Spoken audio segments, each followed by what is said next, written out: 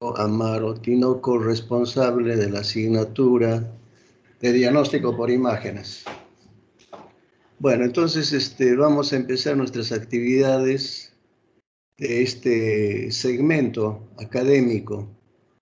En primer lugar, para hacerle algunas precisiones, la asignatura empieza hoy día y termina el 28 de febrero según el sílabus. Vamos a tomar los días martes y jueves para las teorías, algunos martes y algunos jueves dependiendo de la disponibilidad de los profesores. Este es el horario que la escuela se nos ha asignado. ¿Me entienden? Entonces vamos a considerar eso. Algún día para algún profesor va a ser el martes, para algún otro profesor va a ser el jueves. ¿Me entienden? Entonces, luego también para decirles de que habíamos pensado que las teorías iban a ser presenciales y las prácticas virtuales, pero eso lo vamos a consultar con la escuela, la posibilidad de si se puede hacer virtual o si necesariamente es presencial. En la próxima reunión les voy a informar al respecto. Le tengo que invocar mucha responsabilidad y puntualidad a los alumnos. La asistencia es obligatoria para las teorías. El 30% de inasistencia se inhabilita a dar examen teórico. Tenemos entre nuestros profesores todos de gran experiencia, ¿no? Por ejemplo, tenemos la doctora Nelly Sánchez, la doctora María Valdivia, el doctor Darío Esteban, la doctora Berta Rodríguez y el doctor Giovanni Mamani, ¿no? Y también el doctor Jaime Cabello.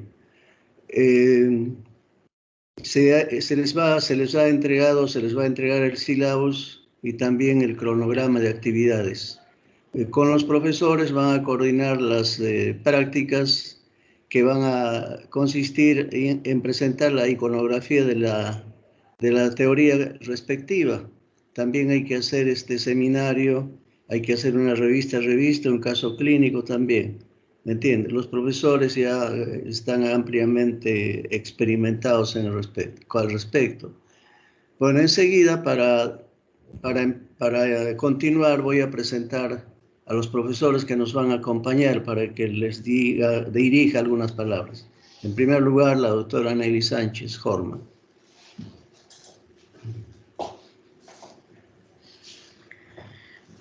Buenas tardes, alumnos. Les doy la bienvenida. Voy a iniciar, como dice el doctor Amaro, la primera clase.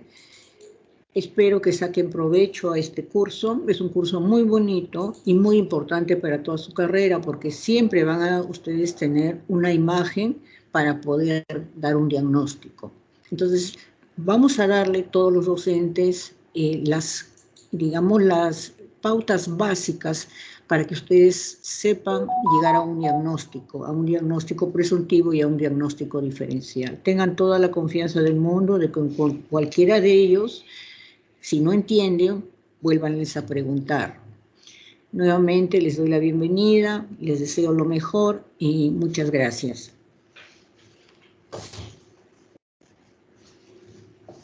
Gracias, doctora Nelly Sánchez. Enseguida, la doctora María Valdivia. Doctora Valdivia. Bueno, creo que no está la doctora Valdivia. El doctor Darío Esteban. ¿Algunas palabras, doctor Darío Esteban? Muy buenos días, señores alumnos.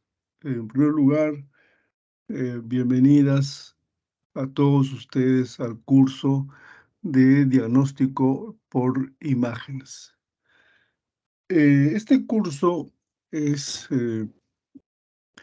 muy interesante y aparte sirve para complementar los aspectos clínicos y por supuesto, también el diagnóstico de los pacientes en esta parte. Tal vez al inicio podría parecer como que es un poco complicado, pero realmente no es. No lo es así esa parte. Eh, Estoy seguro que todos los docentes que conformamos este curso van a tratar de ser lo más factibles, van a motivar y vamos a tratar de interactuar, ¿no? Interactuar sobre los diversos temas que se va a tratar en este curso de diagnóstico por imágenes. Va a haber oportunidad, por supuesto, para interactuar de mucho más cerca en lo posible. Nuevamente, a todos ustedes, bienvenido a este curso. Muchas gracias. Gracias al doctor Darío Esteban. El doctor Giovanni Mamani.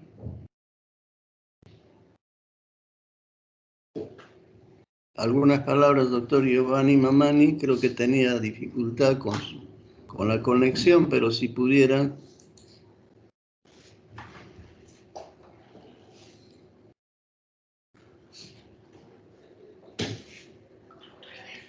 Bueno, seguramente él tiene dificultad con la conexión. Habló hace un momento diciéndome al respecto. Bueno, la doctora Berta Rodríguez estará por ahí, por favor.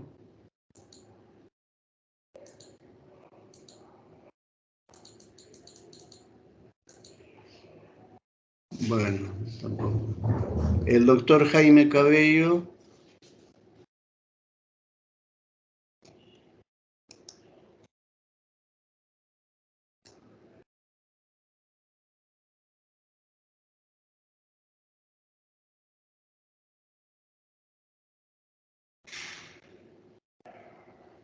Bueno, estimados jóvenes,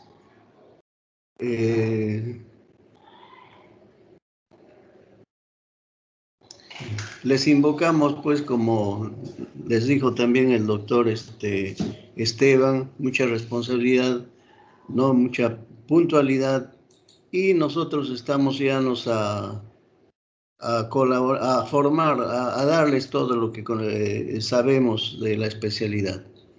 Bueno, el, el delegado tendrá alguna pregunta, alguna sugerencia al respecto.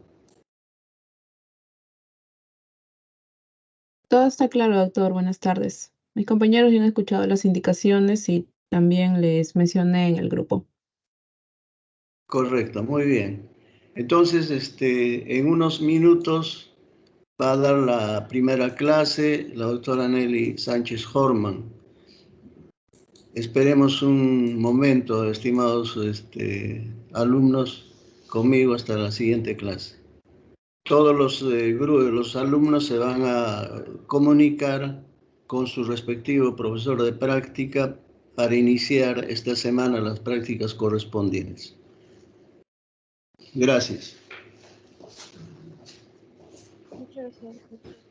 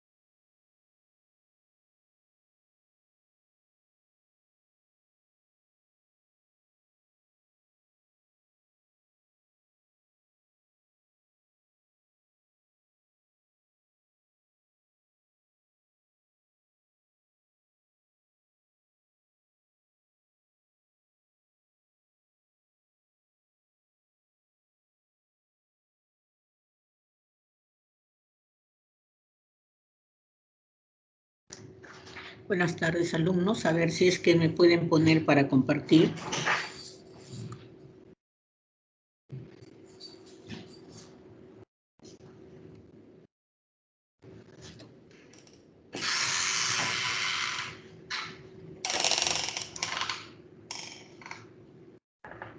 Doctora, ¿ahora sí puede? Me confirma, por favor. Ya.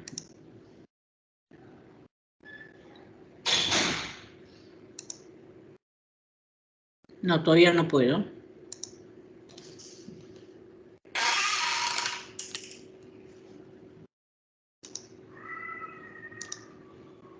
No, no puedo compartir. Aún sigo figurando como invitado.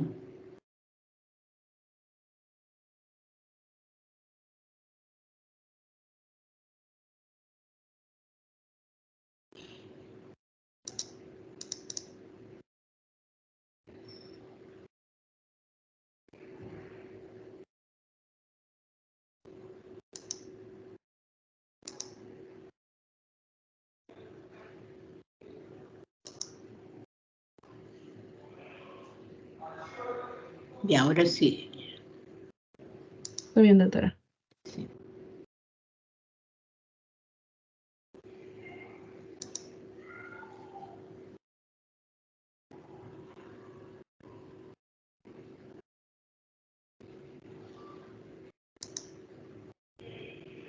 No sé si están viendo.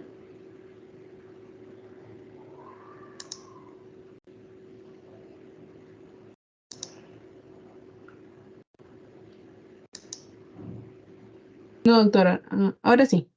Ya. Un minutito, vamos a sacar esto de acá. Listo. Entonces, hoy vamos a ver los métodos diagnósticos que tenemos para nosotros poder llegar, valga la redundancia, a un diagnóstico definitivo de lo que tiene el paciente de la enfermedad.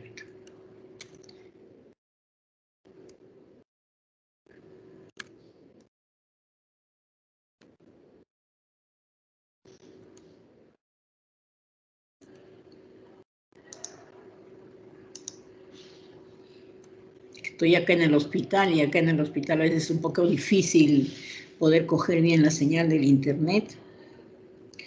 Entonces, vamos a ir. ¿Cuáles son los métodos que nosotros en la actualidad como médicos tenemos para utilizar? La radiografía, la tomografía, que se le puede llamar TAC o TEN, la ecografía, resonancia magnética, medicina nuclear, tomografía por emisión de positrones y la densitometría ósea. Esto es la radiografía. Si bien es el primer método que aparece, es uno de los métodos que hasta la actualidad tiene vigencia. Es un método rápido y de fácil acceso.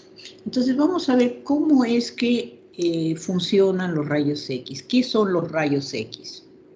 Los rayos X es una forma de energía radiante que está constituido por ondas electromagnéticas. Estas ondas electromagnéticas son de alta frecuencia y una longitud de onda extremadamente corta. Son invisibles al ojo humano y tienen igual naturaleza que la luz, o sea, siguen el mismo camino que sigue la luz, pero no son visibles al ojo humano.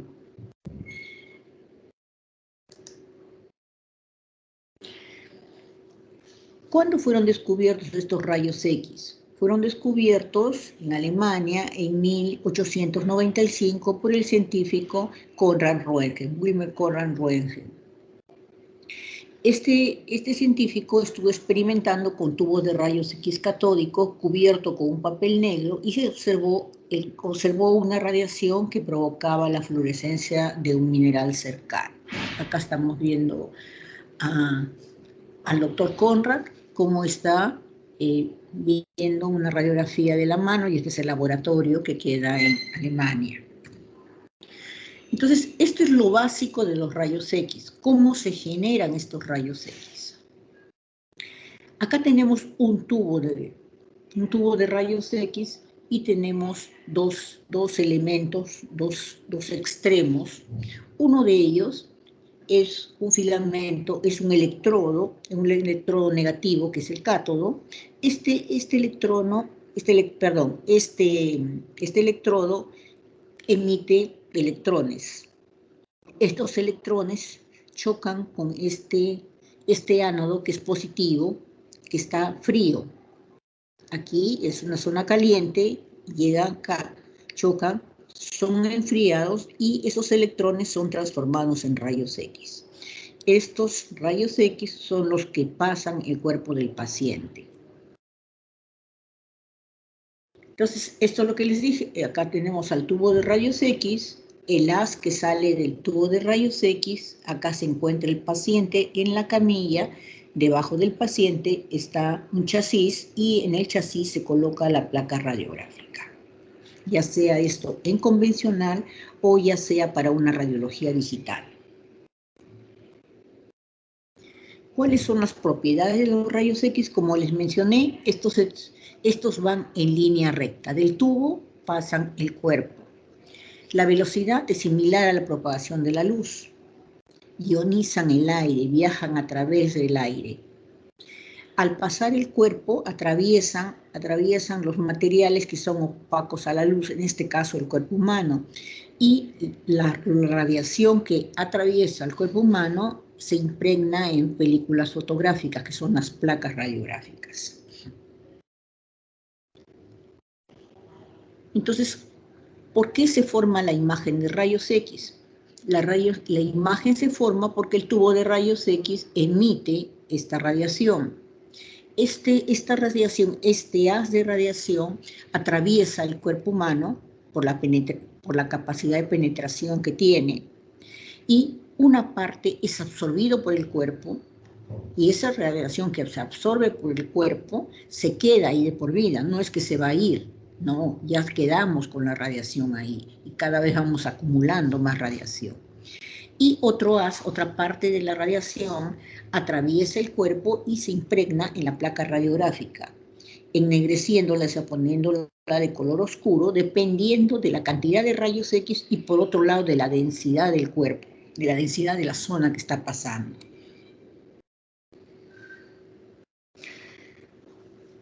Antes existía solamente la radiología digital, ahora existe la radiología convencional. Ahora existe la radiología digital, igual que como ustedes han visto que sus celulares, todo el mundo ahora tiene celulares, es igual, casi todos, por lo menos acá en Lima, casi todos los equipos son digitales. ¿Qué significa? Que la imagen de la placa que se ha impregnado en esa placa pasa directamente a una computadora. Y de la computadora es de donde uno puede manipular la imagen, puede hacerlo más grande, más pequeña, más blanco, medirlo, cambiarle, digamos, ciertas características, ponerle en negativo, en positivo, desde esa computadora. Igual que hacen ustedes con las fotos, ¿no?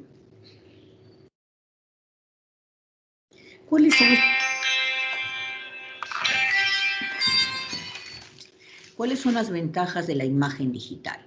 Las ventajas son, igual que las mismas imágenes que ustedes tienen, la formación y disposición inmediata de la imagen. Esa imagen se puede llevar a cualquier sitio. La están tomando acá y la puedo mandar, digamos, a Estados Unidos, Alemania, puede ser inmediatamente informada. Puedo hacerle cambios, como les he mencionado, y puedo almacenarla en un disco duro. Y ya no se pierde la calidad de la imagen, no me ocupa espacio y la puedo tener de por vida esa información. Y también, como es una imagen digital, puedo medir tamaños, medir la densidad, dependiendo del método que esté utilizando. Este es un equipo de rayos X, el cual tiene en la parte superior, tiene un tubo. Acá es la mesa donde se ocupa, digamos, se recuesta el paciente. Esta mesa tiene movimientos, se mueve para un lado, para el otro, se para, tiene también el emburo invertido. En la parte de abajo tenemos el chasis, el portachasis y el chasis. Tenemos también aquí una parrilla antidifusora, lo que se llama un buki, que trata de atraer la mayor radiación posible, la radiación que llega al paciente, parte la atraviesa, pero parte también es reflejada. Entonces, esa radiación que se llama radiación secundaria, esta parrilla antidifusora trata de cogerla, atraparla para que no se difumine en otros lados. Acá tenemos el chasis con la pantalla intensificadora donde se coloca la placa. Aquí las incidencias que se puede tomar: frontales, laterales, oblicuas, axiales, semiaxiales, tangenciales, son incidencias, posiciones que se colocan al paciente para poder tomar una placa radiográfica. Tenemos acá, por ejemplo, miren, aquí está el paciente de pie y este es el chasis y el rayo ingresa por la parte posterior, que es la posición en que se toma una radiografía de tórax. Entonces, en la radiografía tenemos, digamos, la desventaja de que acá no podemos medir densidades. Aquí vamos a ver simplemente de dos colores, o bien blanco o bien negro. Entonces, en una placa radiográfica, todo lo que es negro se llama radiolúcido y todo lo que es blanco se llama radiopaco. Ahora, ese radiopaco, como ustedes están viendo, por ejemplo, acá los huesos es radiopaco, acá el arete es radiopaco, el corazón es radiopaco, los diafragmas, las partes blandas son radiopacas, el agua es radiopaco. Entonces, a todos se le llama radiopaco, pero depende mucho de la intensidad de esa radiopacidad, de esa blancura, entre comillas, de la densidad del tejido. Por ejemplo, esto es radiopaco de densidad metálica. El metal es más radiopaco, es más duro que lo demás. A más dureza, más blanco se va a ver.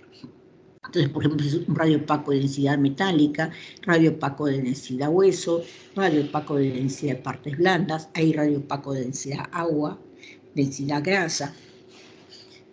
Entonces tenemos diferentes tonos de blanco, de radiopacidad. Entonces, ¿cuál es el término que vamos a utilizar cuando nosotros leamos una placa radiográfica? Vamos a hablar, como les mencioné, radiolúcido, lo blanco, perdón, radiolúcido, lo negro, que vendría a ser, por ejemplo, en el tórax o en alguna parte del abdomen, viene a ser el aire. El aire nos va a dar radiolúcido.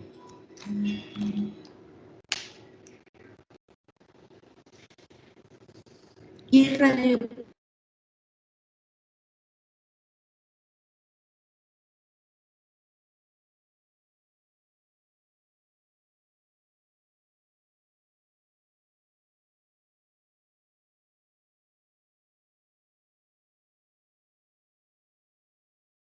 se le aplica mucha radiación.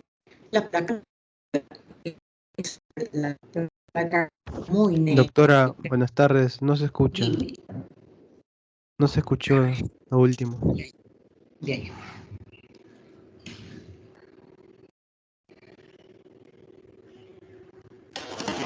¿Ahora escuchas mejor? Sí, doctora. Sí, doctora. Ya, lo que pasa, como la señal a veces no es buena acá, entonces hay un poquito de dificultad.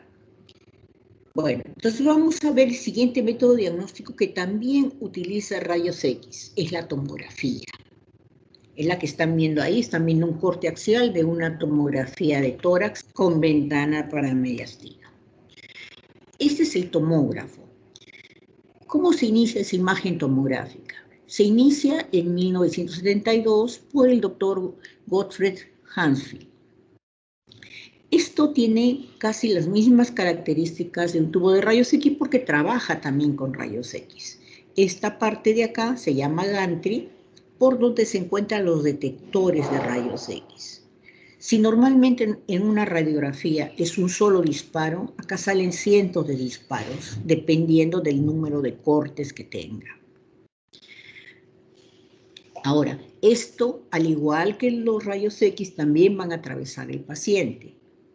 Pero esa radiación que atraviesa al paciente, porque esta mesa se bascula y entra, la radiación que atraviesa el paciente es cogido aquí por unos detectores y esos detectores me van a pasar a una computadora. Y de esa computadora me va a dar una cantidad también de grises, pero esos grises también basados en la densidad.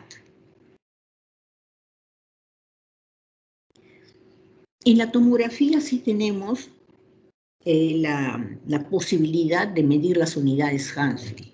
Medimos la densidad de cada tejido. Cada tejido tiene una densidad diferente. Cada blanco tiene una densidad diferente.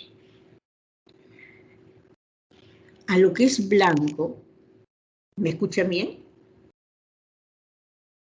Sí, doctora, se escucha. Doctora. Ya, a lo que es blanco, nosotros le llamamos, trabajamos en base a densidad. Entonces, lo que es blanco es hiperdenso y lo que es negro es hipodenso. Entonces, trabajamos en base a la densidad del agua. Yo, por ejemplo, veo acá una estructura. Pongamos aquí. Ya. Esto de acá es blanco, es hiperdenso.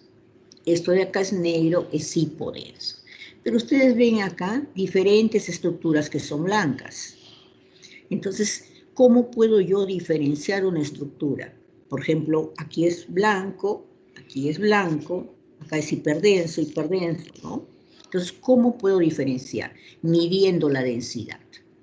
Esa medida de densidad se da en base a unidades Hansfield. Son las que tengo acá. Las unidades Hansfield que se miden en la tomografía se basan en la densidad del agua, que es 0. Entonces, todo lo que esté en 0. ¿Alguien tiene su micro prendido? Por favor, si lo pueden apagar.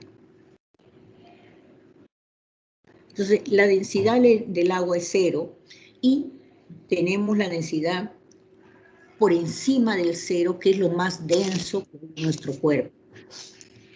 Generalmente lo más denso de nuestro cuerpo viene a ser los huesos, ¿no es cierto? El calcio. Entonces, el calcio está alrededor de 1000 unidades Hansfield. Cada uno de nosotros tiene diferente densidad. No es lo mismo 1000 huesitos que los huesitos de ustedes. Ustedes son más densos. No es lo mismo el hueso de la muñeca que el hueso del fémur. Tienen diferente densidad, pero todos oscilan alrededor de los 1000 unidades Hansfield. ¿Qué es lo menos denso de nuestro cuerpo? Lo menos denso es el aire. Entonces, el aire generalmente es un signo negativo. Todo lo que es positivo se ve en color negro, en color blanco, hiperdenso.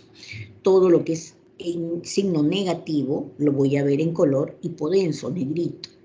Entonces, ¿qué cosa es lo menos? Como les mencionaba, es el aire.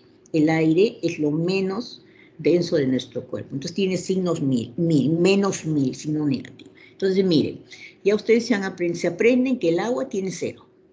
El hueso tiene alrededor de 1000, ¿no? Y el aire tiene alrededor de menos 1000. Miren, ya tienen 3 densidades. Entonces, hay otra estructura que aparte del agua es la grasa. La grasa, al igual que el aire, también se ve hipodenso y tiene alrededor de 100 unidades Hansfield, 100, 200, es más o menos la densidad de la grasa. Entonces, tienen ya esas densidades para que ustedes se lo aprendan, porque no son muchas, con lo cual van a poder ya determinar qué cosa es una estructura cuando tengan alguna duda. Entonces, en eso se basan las unidades Hansfield. Acá ponen, por ejemplo, la densidad metal. La densidad metal generalmente son 2000, pero la densidad metal no corresponde a nuestro cuerpo. Son ya elementos extraños que de nuestro cuerpo. Entonces, en eso se basa. Cuando hagan sus prácticas, sus docentes van a tener práctica de esto y van a poder ver mejor cómo son las densidades de cada estructura. ¿Cuáles son las ventajas? Acá ya no solamente es como la placa radiográfica, que había dos planos, el frontal y el lateral, que se sumaban, ¿no? Por ejemplo, en el frontal se suma la parte de delante, la del medio, la de atrás en una sola placa. Acá no. Acá se va a poder hacer cortes axiales, sagitales, coronales. Tiene una gran resolución del contraste, no se superponen los órganos. Me permite hacer reconstrucciones tridimensionales, como están viendo aquí. Por ejemplo, este es un corte axial de una vértebra de la columna lumbar. Acá está viendo un corte coronal, perdón, este es sagital de la columna lumbar. Y acá una reconstrucción tridimensional, donde saco todo lo que yo no quiero ver y solamente dejo la parte que yo quiero ver. Y encima tengo la facilidad de rotarlo esto en 360 grados y verlo mejor. ¿Cuáles son las desventajas? Una de las desventajas es que no me permite ver tejidos blandos. O sea, no voy a poder ver tejidos blandos con la nitidez que voy a poderlo ver o en la ecografía o en la resonancia magnética. Para poder diferenciar ciertas estructuras necesito aplicarle sustancia de contraste. Pero esta sustancia de contraste es una sustancia iodada que puede causar reacción alérgica. También tiene radiación, tiene mucha radiación. Pongamos un ejemplo, una placa radiográfica, ustedes es como un disparo.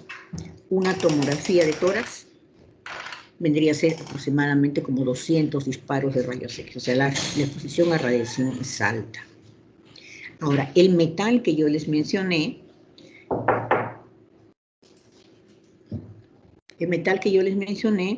tiene, está alterado, el metal altera la imagen. Van a ver en sus prácticas cómo salen ciertas como radiaciones del esto que dificultan la imagen.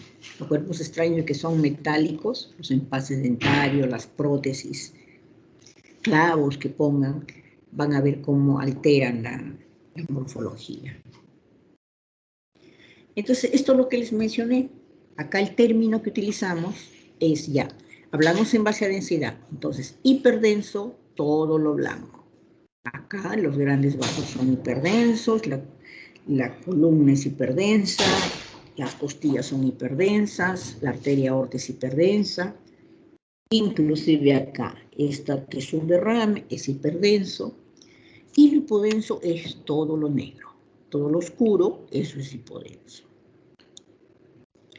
Acá en la tomografía también, como les mencioné, aplico sustancia de contraste. Entonces los órganos que son más vascularizados captan ese contraste, se impregnan, eso es lo que se llama captación de contraste, de acuerdo a la perfusión, de acuerdo a la vascularización que tenga. Por ejemplo, un tumor cuando es benigno tiene poca captación del contraste, no capta contraste porque no tiene neovascularización. En cambio, un tumor maligno tiene mucha vascularización, hace mucho de neovasos, entonces capta mucho el contraste. Estos son los cortes que les he mencionado, el corte axial, como si fuera un jamoncito. Miren acá, están como esos jamones que venden en los centros comerciales. Fíjense cómo hacen el corte, el axial, el sagital, que vendría a ser una lateral, y el coronal, que vendría a ser pues, un corte frontal, ¿no? Estos cortes generalmente son de medio centímetro, de 0.3 milímetros.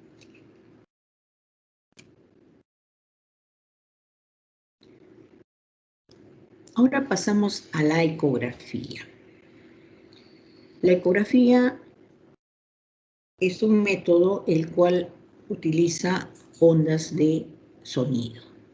Lo que están viendo aquí, la imagen es una ecografía de una mamá donde se ve aquí hay un quiste.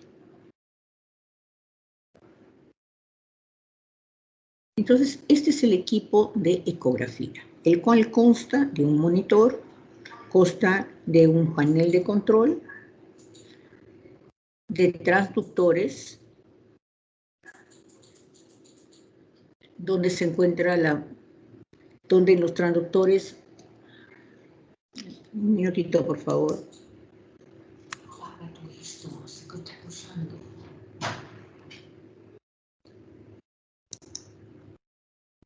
de transductores que son los que, digamos, este es el cerebro de todo lo que es la ecografía.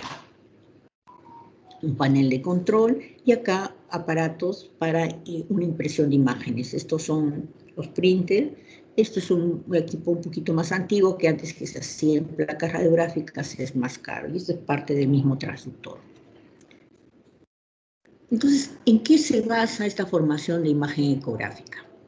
Esta ecografía aparece más o menos en el año 1972. En estos traductores, ahora vamos a pasarle acá, vamos a ver aquí, esto. Entonces, así es como se forma la imagen. Acá estamos viendo diferentes tipos de transductores, de diferente frecuencia y diferente profundidad. Por ejemplo, acá hay un transductor para abdomen, este es para partes blandas, este es un transductor para Doppler, este es un pediátrico, acá tenemos un cardiológico, esto es un endocavitario, este es para niños. Entonces, son diferentes transductores de diferentes frecuencias, de diferentes profundidades. Entonces, ¿qué pasa en este transductor? Acá se encuentran unos cristales de cuarzo. Estos cristales de cuarzo vibran y producen sonido. Ese sonido que sale del transductor llega a un órgano. Llega a un órgano y dependiendo de la densidad que tenga, este órgano o bien refleja el sonido o bien pasa el sonido. Entonces, hay ondas que son reflejadas. Estas ondas reflejadas nuevamente regresan al transductor. Y acá es convertido en sonido. Eso es lo que se llama el efecto piezoeléctrico.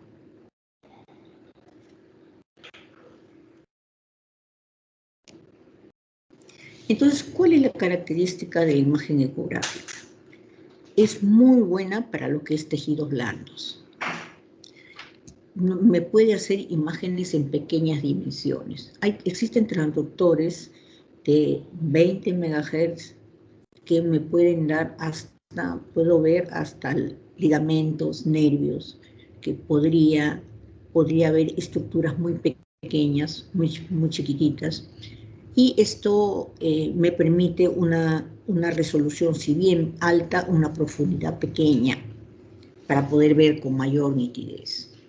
Esta imagen no produce radiación, como es sonido, y es rápido, es fácil, es de bajo costo.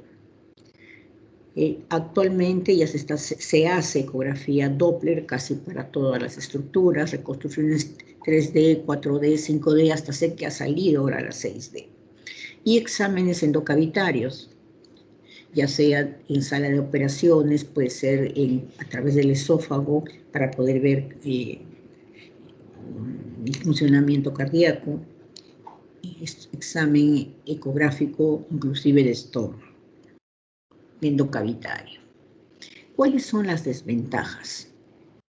Las desventajas es que no atraviesa el aire ni el hueso.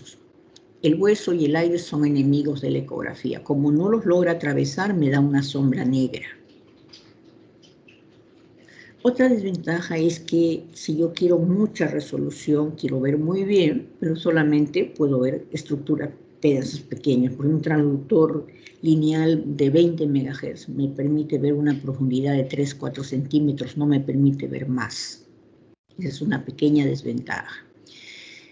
Los pacientes gordos son enemigos de la ecografía. Uno ve entrar un gordo y dice, madre mía, ¿qué hice hoy día? Porque sabes que vas a sufrir con el gordo porque el transductor no llega, no entra. La grasa te dificulta la visualización. Es operador dependiente. El médico que lo está haciendo, porque lamentablemente no siempre lo hacen médicos, lo hacen tecnólogos médicos, lo hacen enfermeras. Actualmente hay un intrusismo terrible, que no tienen conocimientos de medicina. El problema no es que no lo sepan hacer bien o mal, no, sino que todo examen, ya sea ecográfico, radiográfico, tomográfico, tiene que ir de la mano con la clínica, porque como ustedes van a ver, una misma imagen te da muchas patologías. A esas patologías tú tienes que agregar el cuadro clínico para poder llegar a un diagnóstico.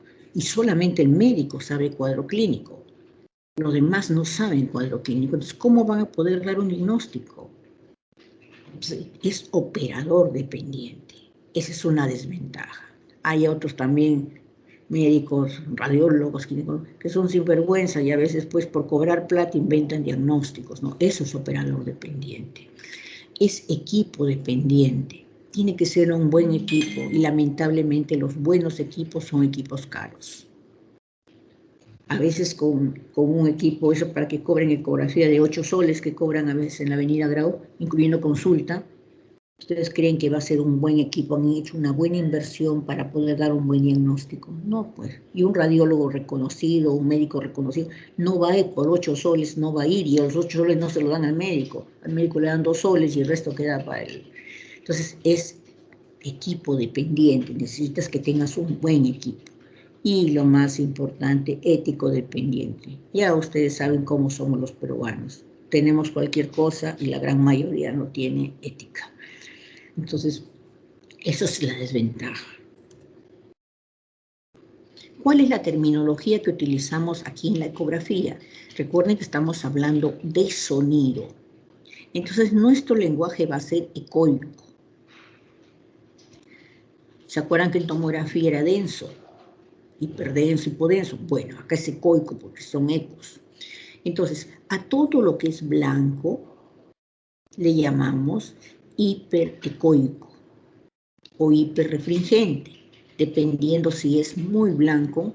Lo que es muy blanco brillante generalmente es el calcio. Todo es hiperecoico. Por ejemplo, acá esta es una vesícula biliar, este es hiperecoico. Los cálculos que tenemos dentro de la vesícula también son hiperecoicos. Esta sombra que da el líquido, da una sombra blanca, también es hiperecoica. Pero a veces hay estructuras que son muy hiperecoicas y más tienden a como un brillo. Esas se llaman hiperrefringentes y generalmente las hiperrefringentes son los cálculos. Toda calcificación es hiperrefringente. Entonces tenemos lo que es, acá esta es una vesícula biliar, este es el hígado, esta parte de aquí, y estos son cálculos, ¿no? Entonces, por ejemplo, aquí el hígado es un gris. Todo lo que es color gris le llamamos hipoecoico. Y todo lo que es negro, negro, es anecoico. El negro, completamente negro, es el líquido. O sea, los derrames pleurales son anecoicos, la vesícula biliar es derrame pleural, ascitis, pericarditis, todos ellos son anecoicos. La característica del anecoico es como deja pasar completamente el sonido, porque el agua es conductor de sonido. Entonces me da una sombra blanca que es la sombra del sonido, esta sombra blanca que se ve acá atrás. Eso se llama refuerzo posterior, que solamente esa sombra blanca me la da el líquido. En cambio, lo que es calcio, los cálculos, me dan una sombra negra. Es lo que se llama sombra acústica posterior, que solamente me dan los cálculos. ¿Por qué? Porque no deja pasar el sonido. Entonces, esto no deja pasar y se ve una sombra. Esto pasa muy bien y se ve blanco. Es como que viene a la ventana. Es por eso que las pacientes, cuando le hacen ecografía de vejiga o de útero y ovarios, se llena la vejiga, tiene que llenarse para ver, porque se ve mejor, es una ventana que se abre. Y esa ventana deja pasar la luz, que es el refuerzo posterior. En cambio, si está cerrado, acá no pasa, me da esa sombra negra. Eso es lo que se llama sombra acústica posterior. Acá, esto es una ecografía tridimensional, utilizada para el tercer trimestre. No sé, ojalá que se me reproduzca este video, porque a veces no quiere. Es el difícil.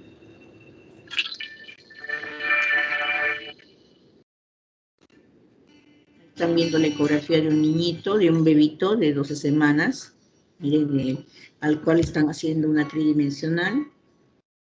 Ven cómo tiene sus bracitos, ya sus piernitas bien formaditos. Ese es el niñito del bebito.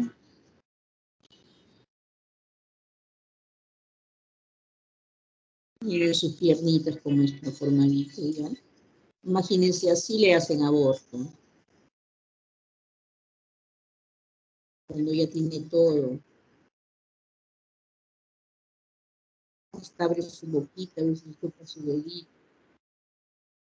¿Ven? Esa es una tridimensional. Más que tridimensionales, es cuatridimensionales.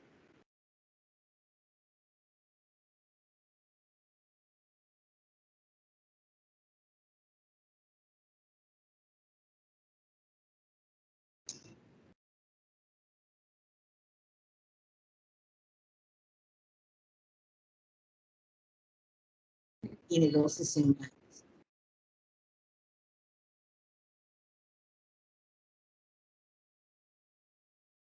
Tenemos la cabecita. Y su cuerpito. Esta es la placenta.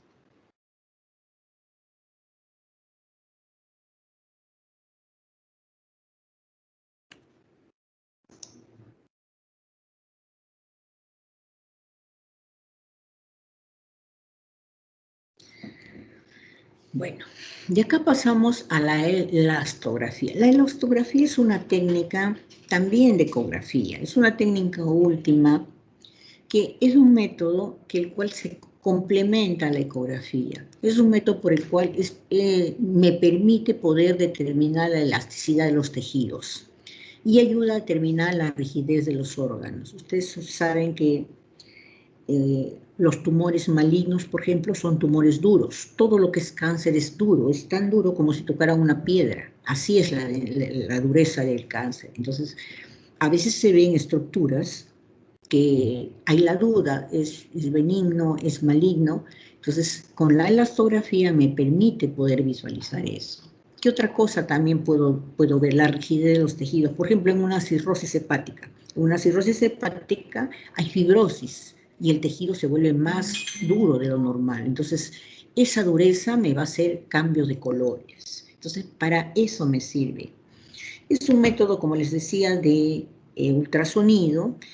Bueno, el equipo es un poquito caro, son equipos nuevos, pero en realidad no aumenta mucho el precio de la ecografía. Es un método barato, más fácil de conseguir que de repente los demás métodos diagnósticos, y me sirve mucho para la parte de hígado, tiroides, mama, próstata.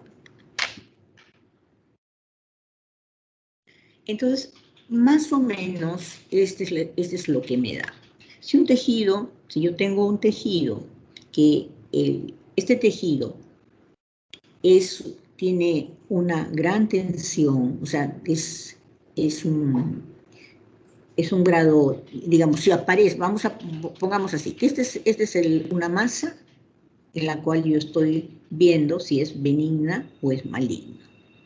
Entonces, la parte que se ve que está en rojo, esta es la parte que tiene mayor elasticidad, mayor tensión. Me confirma que aquí esta estructura, esta parte de aquí, es una estructura benigna.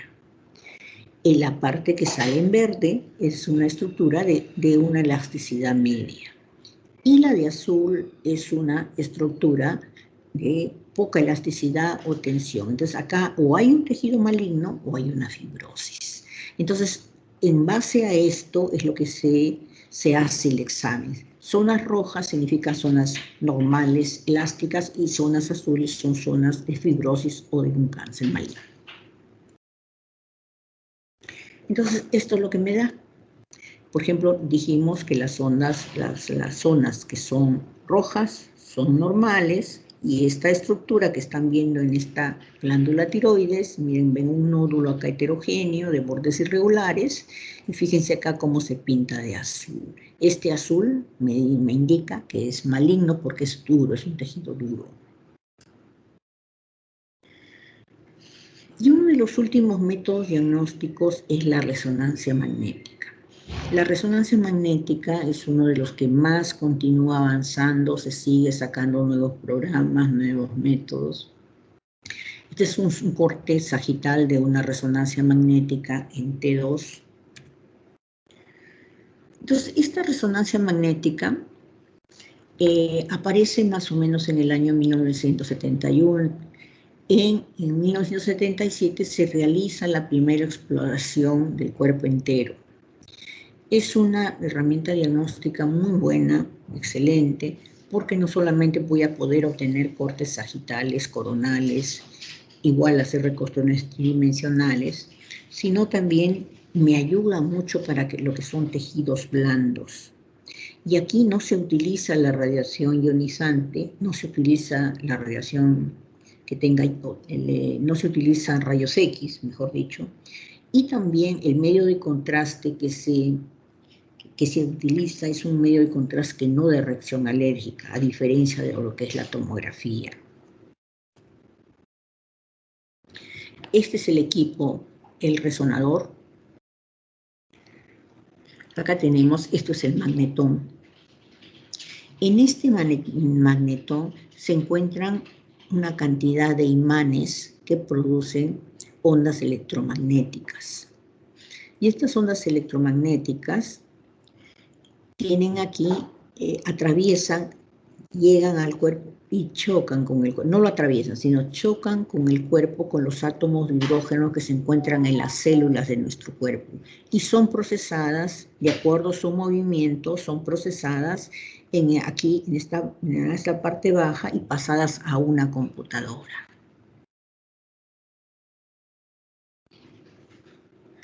Entonces, ¿en qué se basa este método? Hemos visto que los rayos X, cómo se producen, hemos visto el tomógrafo que se basa en densidades, el ecógrafo en sonido, en el sonido que se refleja.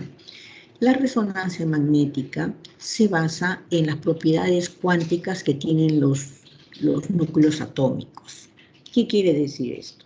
Quiere decir que se basa en la cantidad de átomos de hidrógeno que tengan nuestro cuerpo, nuestras células. Donde más átomos de hidrógeno tenemos es en el agua y en la grasa. Entonces, en esas dos sustancias es lo que se basa el movimiento de los átomos de hidrógeno que salen de ese resonador.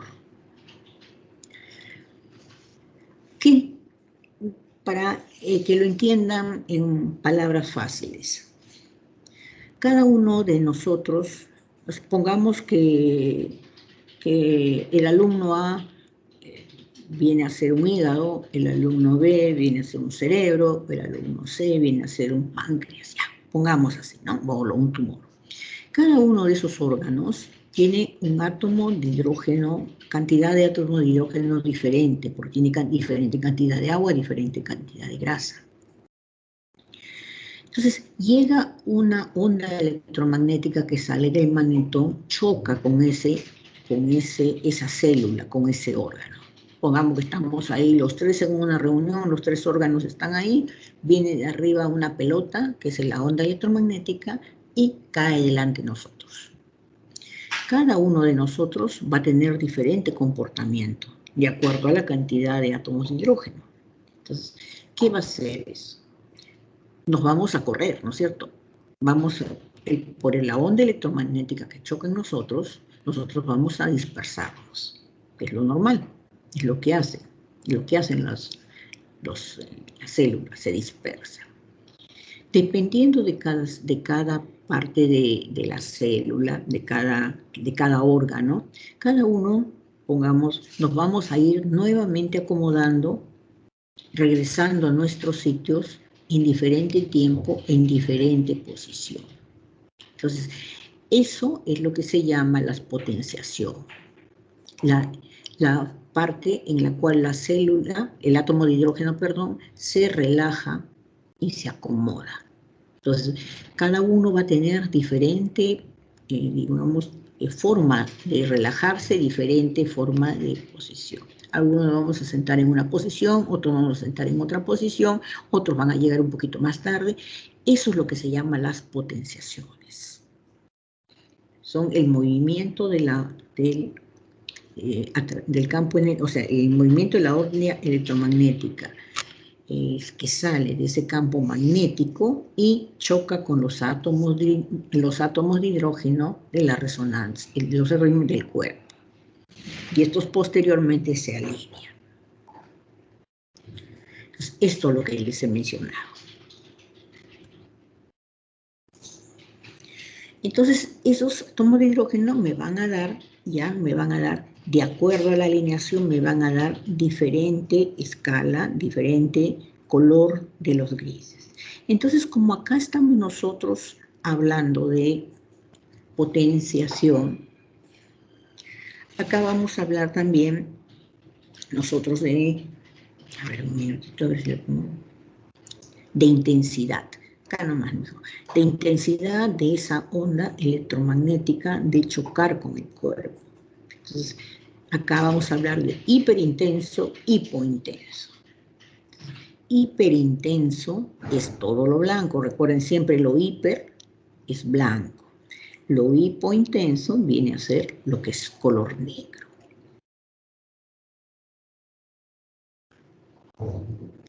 Entonces, hay modalidades básicas en la resonancia magnética. Generalmente, cuando ustedes solicitan una resonancia magnética, ya de convencionalmente les va a venir en T1 y en T2. Este es el tiempo de relajación de ese átomo de hidrógeno de una forma longitudinal, y el T2 es el tiempo de relajación de esos átomos de hidrógeno en una forma transversal. ¿Y cómo lo diferencio? Esto de acá, cuando yo quiero estudiar morfología del cuerpo, voy a solicitar o voy a visualizarlo en el T1. El T1 me sirve para ver morfología, anatomía. En este T1, el agua, por ejemplo, este es un cerebro, este es el líquido cefalorraquídeo de los ventrículos, se ve de color negro. La grasa siempre lo voy a ver de color blanco, pero el agua lo voy a ver de color negro. En cambio, en el tiempo de relajación en T2, el agua se va a ver blanca. Entonces, el agua de los líquidos del cefalorraquídeo se va a ver blanco. Entonces, si yo veo una estructura que en T1 la veo hipointensa y en T2, que todo el blanco se vuelve hiperintenso, cambia a color blanco, quiere decir que es una estructura que tiene agua. Y generalmente ya esto me sirve para ver patología. Entonces siempre tiene que ir el T1 acompañado del T2. Existen dos secuencias, digamos, dos formas que se complementan a esto. Hay más, pero estas son las básicas, ¿no? Existen dos formas. Una de ellas es la secuencia en STIR. ¿Qué significa la secuencia en STIR? Yo suspendo la grasa. Es una señal en la cual suspendo la grasa. Pongo en el resonador que todas las estructuras que tengan grasa desaparezcan. Entonces desaparece toda la grasa. Entonces, pongamos, tengo un tumor, encuentro un tumor. Ese tumor pongo en la secuencia de STIR, o sea, en la supresión de grasa. Si es grasa, va a desaparecer. Si no es grasa, no va a desaparecer. Entonces, eso me sirve para eso. Y la secuencia FLY es todo lo que tenga, es la supresión de agua. Igual, si yo encuentro una lesión, que yo le aplico esta secuencia FLY, la de supresión de agua, y de pronto esa estructura desaparece, quiere decir que ahí esa estructura era agua. Entonces me sirve para complementar. Existen otras, pero estas son las básicas. Entonces aquí habíamos hablado de hiperintensidad. Entonces, hiperintenso, lo blanco, todo lo blanco, hipointenso es todo lo negro. Entonces, aquí, por ejemplo, el hígado es hipointenso, los riñones son hipointensos, aquí el aire del colon es hipointenso. El medio de contraste que se utiliza acá es el gadolínio. El gadolínio es un medio de contraste que no causa reacción alérgica, es tolerado incluso por embarazadas. Entonces es un medio casi inocuo. Por ejemplo, acá estamos viendo dos secuencias en T2.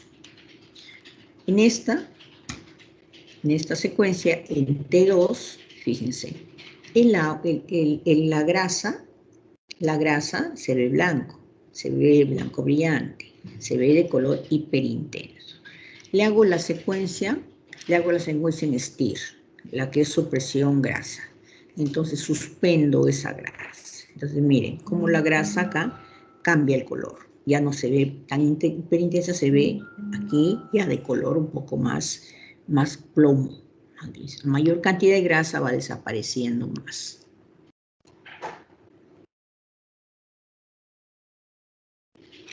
¿Cuáles son las ventajas? Que puedo hacer cortes muy pequeños o muy amplios en todos los planos. Hasta aquí no ha variado con la tomografía.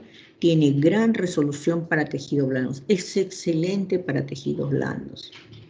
Me es muy útil para todo lo que es la parte articular, para lo que son colangioresonancias, para todo lo que es el estudio de la vía biliar, para cerebro, para sistema nervioso es excelente. Y tiene la facilidad de que también me puede evaluar las características bioquímicas de algunas lesiones, por ejemplo, edema. Con supresión de agua, yo hago la secuencia de supresión de agua y veo que desaparece la grasa del agua. Entonces, al desaparecer esa imagen hipointensa que estaba viendo, quiere decir que era agua, era un edema. Entonces, eso significa informa sobre las características bioquímicas de algunas lesiones. Y tiene, como les digo, puedo hacer reconstrucciones tridimensionales. Esta densitometría ósea también pertenece a la parte de rayos X. Me sirve casi exclusivamente, tiene otras funciones, pero más exclusivamente para ver la densidad de ósea, densidad de determinar la osteoporosis. Este es el densitómetro, por aquí sale una mínima cantidad de rayos X que no es dañina, o sea, no es una rayos X que se expande, que tienen que estar con protección, no, es mínima. Entonces, aquí me va a medir en la pantalla la densidad del hueso. Se llama un densitómetro óseo, es utilizado para osteoporosis. La paciente va basculando en esta mesa, por aquí sale la radiación, y miren cómo me va tomando la densitometría. En este caso es de una cadera, de un fémur, y donde está el puntito, eso es la densidad que tiene en ese momento. Acá el color verde es normal, el color amarillo es osteopenia y el color negro es osteoporosis. Entonces me mide la densidad.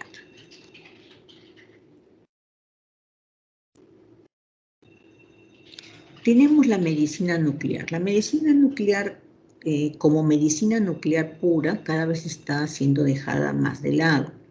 O sea, se sigue utilizando, pero de las 100 aplicaciones que tenía, se utiliza pues 20. La medicina nuclear es una especialidad aparte del diagnóstico por imágenes. Y sirve para poder ver imágenes funcionales y moleculares. Entonces, ¿cómo es que funciona esto? Vamos a ponerles acá. Se le da de tomar al paciente un radiotrazador. Pongamos que es una glucosa mezclada con un radioisótopo, ¿no? Es un radioisótopo que se le da de tomar al paciente, que ese radioisótopo tiene radiación. Entonces, el órgano en el cual a veces captan, porque hay diferentes radioisótopos, unos captan tiroides, otros captan huesos, otros captan los riñones, son diferentes radiotrazadores, el órgano lo capta. Y ese órgano de ese órgano va a salir radiación. Y esa radiación es captada por un detector. Acá, a diferencia de las otras, que el otro del equipo salía la radiación, acá no. Acá el paciente ha tomado, le han inyectado un radiotrazador, el órgano lo ha captado y de ahí sale la radiación. Y esa radiación es captada por un detector. Entonces, ¿para qué me sirve? Me sirve para básicamente lo que más se utiliza en este momento es para la función renal. También es utilizada para función, perfusión y el flujo cardíaco, pero como examen complementario, ya cada vez está siendo de lado, al igual que los problemas de ventilación y de perfusión, y generalmente para diagnósticos de infección, de artritis reumatoidea o de tumores ocultos, sobre todo los cánceres que afectan el hueso. Sangrados ocultos también me puede ver, localización de infecciones y estudio de la función tiroidea. Y por último tenemos el PET scan. Esto es el PET scan, esto se llama ciclotrón. Es una mezcla, una unión de la tomografía computarizada y la gammagrafía. Aquí está la mesa basculante. Entonces, este equipo, el PET scan, es una tomografía por emisión de positrones. ¿Para qué me sirve? Me sirve para evaluar y cuantificar diferentes procesos bioquímicos y fisiológicos. Acá también se da de tomar o se pone endovenoso un radiotrazador. En este caso, por ejemplo, para poder evaluar lo que son tumores de tipo metastásicos o tumores que no se ven por otros métodos o seguimiento de tumores. Por ejemplo, se les da este radiotrazador 18F, 10F de G. ¿Para qué me sirve? Para valorar el metabolismo glicílico de los tejidos. Los tumores malignos tienen mucha avidez por la que es la glucosa. Entonces, este radiotrazador que se le da de tomar al paciente tiene glucosa, tiene un alto contenido glicílico. Entonces, esta glucosa, como tiene los tumores malignos, el cáncer, las metástasis, captan esa glucosa, les encanta la glucosa. Y lo captan, lo atraen, se lo comen, entre comillas. Entonces, eso de ahí, ese órgano se enciende, se va a visualizar.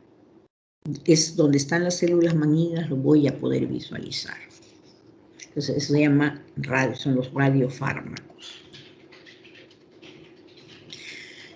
Entonces, me sirve para poder ver el metabolismo glicílico que está aumentado en todos estos tumores. A mayor cantidad de malignidad, mayor captación del contraste, del radiotrazador.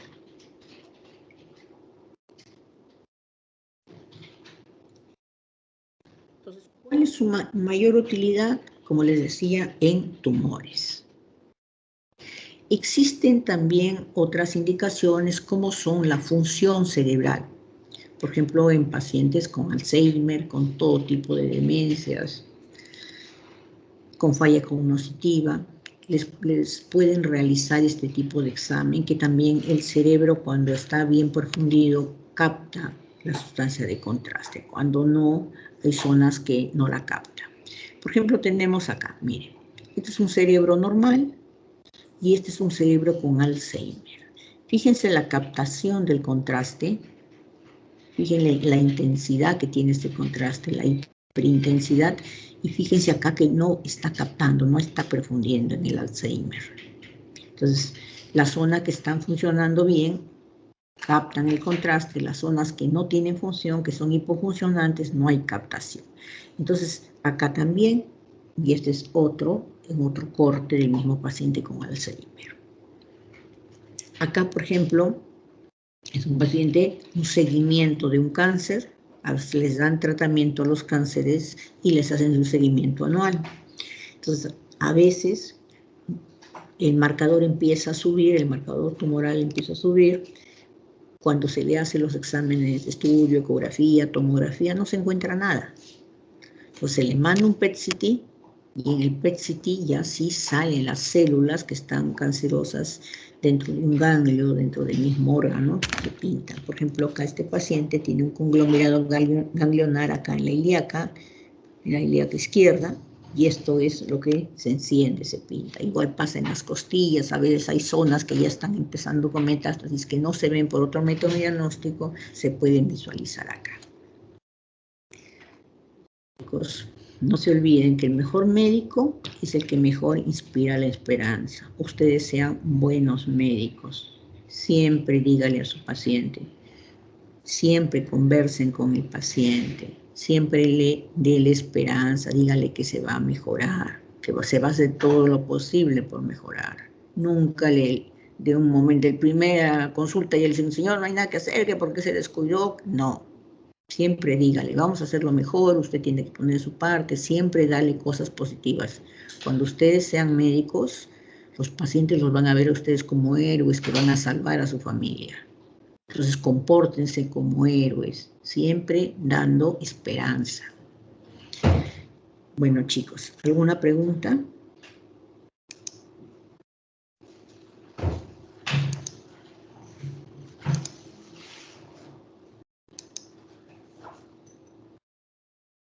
¿Preguntas?